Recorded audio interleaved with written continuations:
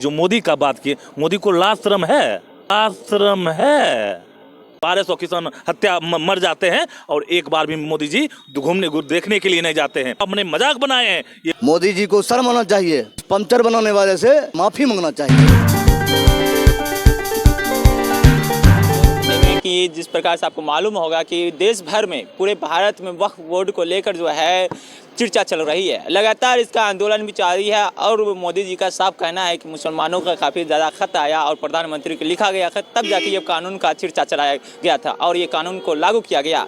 बहरहाल जो भी हो, लेकिन जिस प्रकार से लगातार इसको लेकर देश भर में कानून का खिलाफ वर्जी किया जा रहा है और इस कानून को मानने से इनकार किया जा रहा है। इस बीच में मोदी जी का फिर से एक नया बयान आया है सामने, जो कि कल ही बयान दिया गया था कि अगर वक्फ बोर्ड का जो ज़मीन जो है अगर मुस्लिम को हाथों दिया जाता है, गरीब मुस्लिमों को दिया जाता है, तो गरीब मुस्लिम नहीं होता हमारे देश में, वो पंचर बनाकर जो है जीवन यापन करने पर मजबूर नहीं होते। हमारे साथ अमलेश जी है, इनसे भी बात करते हैं। क्या कुछ कहना चाहेंगे जिस प्रकार से मोदी जी का जो एक तंज कसा हुआ लफ्ज़ में एक शब्द को इस्तेमाल किए कि मुस्लिम जो है पंचर बनाकर जीवन यापन करने पर मजबूर नहीं होते, इस पर क्या कहना है? देखिए, सबसे पहले तो आपको बता देना चाहते हैं, जो मोदी का बात की, मोदी को लाशरम है, लाशरम तमाम चीज़ धोकर पी गए हैं।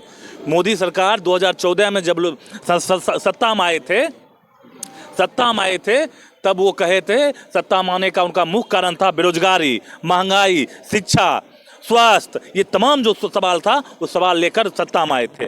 लेकिन मोदी जी सत्ता आने के बाद इतने घमंडी हो गए हैं, वो कभी वक्त बिल लाते हैं, कभी किसान बिल लाते हैं, कभी अग्नि बिल लाते हैं। अग्नि बिल में क्या दशा हुआ पता है? किसान बिल में क्या दशा हुआ पता है? लगभग 1200 किसान हत्या मर जाते हैं और एक बार भी मोदी जी घूमने देखने के लिए नहीं जाते हैं। अग्नि बिल में करोड़ों नौजवान बेरोजगार हो गए हैं और 4 साल के नौकरी के लिए अगर आप शहीद हो जाते हैं, सीमा पर लड़ते लड़ते, आपको शहीद का दर्जा नहीं मिलता है। यही राष्ट्रवाद है आपका। ये जो पंचर का सवाल हुए हैं, मोदी जी बेशर्म हो चुके हैं। मैं बताते हैं, मुस्लिम समाज को छोड़िए, हिंदू बच्चे भी जो बेरोजगार लोग हैं, जो कमजोर वर्ग से आते हैं, जो दलित वर्ग से आते हैं, वो भी पंचर का दुकान चलाते हैं।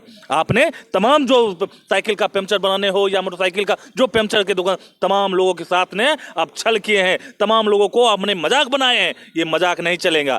जहां तक वक्त बिल का बात है, निश्चित तौर पे हम देखे होंगे बेगूसराय में 2 दिन की तैयारी में लगभग 10,000 नौजवान जुटा था और लगभग 2 किलोमीटर का रैली हम निकाले थे।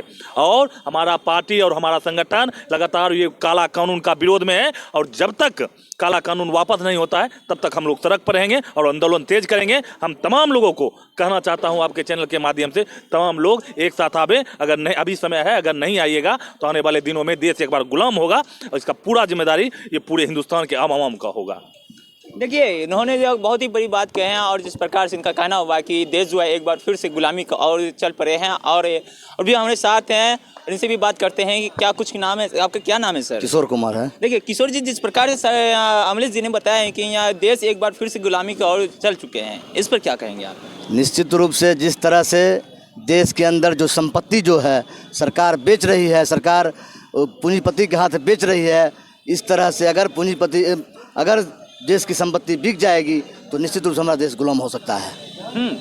देश गुलाम हो सकता है कि क्या चीज़ बेच दिए हैं सर जी? रेल बिक गया, भेल बिक गया, बचा है क्या? बचा है बताइए?